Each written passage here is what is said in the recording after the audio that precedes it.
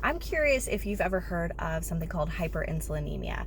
This is something that is common in PCOS, and it's one of the reasons why I frequently see clients who don't think they have insulin resistance, but actually do. Hyperinsulinemia is the process that occurs when the body is making too much insulin. And so there's too much insulin circulating around in the bloodstream.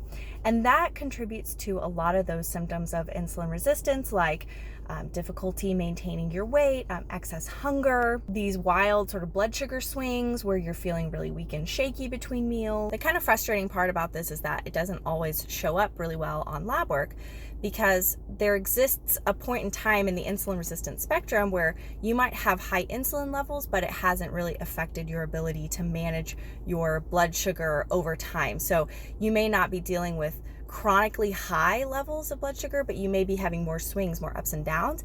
And that can look on paper totally normal if all you're getting is an A1C and a fasting glucose test. So you can ask for something called a fasting insulin that can give you a little bit more information there, although that's not a perfect system either. But the real key with this is to recognize the fact that almost 80% of folks with PCOS are dealing with some level of insulin resistance. So if you have PCOS, whether you think you have insulin resistance or not, it pays to manage your blood sugar well. And this is really important for really health in general.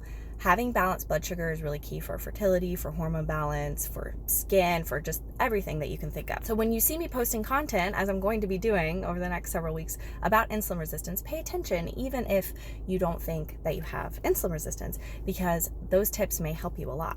What are your questions about insulin resistance? What are your questions about PCOS? Let me know.